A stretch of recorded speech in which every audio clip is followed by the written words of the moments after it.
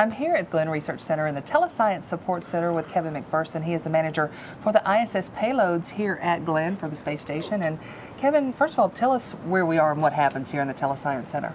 Yeah, this is the we call the NASA Glenn ISS Payload Operations Center, or the Telescience Support Center for short.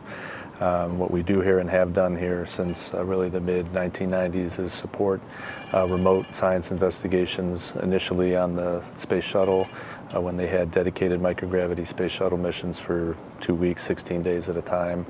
And then after they stopped having those dedicated missions and started transitioning into plans for space station, then we picked up with space station operations starting in 2001. So we've had equipment running here, experiments running here since the arrival of the U.S. lab on the space station all the way back in April of 2001. So the Glenn payloads that are on station, they each have little workstations here, right? Where are we? We're in one right now. We are in the flight operations area for the combustion integrated rack. That's one of the two facility class racks that the center has built and flown to the space station. The other one being the fluids integrated rack. NASA Glenn has responsibility agency-wide for research in microgravity combustion and microgravity fluid physics. And what these racks do is they provide a generic capability for conducting experiments in combustion or in fluids investigations. They provide a generic capability, and then there's specific hardware that goes into the racks that helps control what the specific experiment is trying to accomplish. Other than those Earth observations, those are some of the coolest pictures and videos that we get from the space station, the combustion, the fires, the fluids. Yeah, it's very interesting that they're, these, you look on a screen and it looks like it's the size of a beach ball, some of these combustion events, but what they're actually doing is burning anywhere from 2 to 5 millimeter sized droplets of fuel.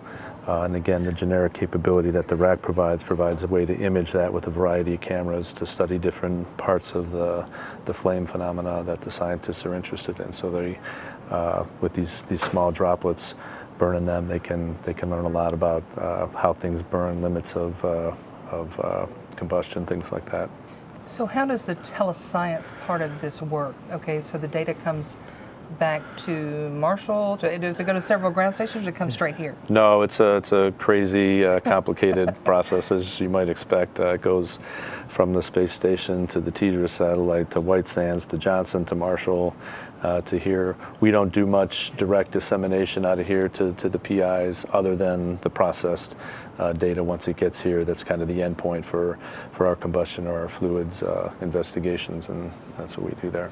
Just another place where we're making science happen. Just another place, yeah. It's pretty awesome. Some of the to have a chance to talk to the science teams and interact with them, and you see the enthusiasm that they have about what they're trying to accomplish. And when you see a good combustion test point go off, that they're really excited because they think they can glean some good information out of that test point. So it's good for us to get that connection to the science folks. All right, we look forward to a lot more information coming out of here. Thank you, Kevin. Okay, you're welcome.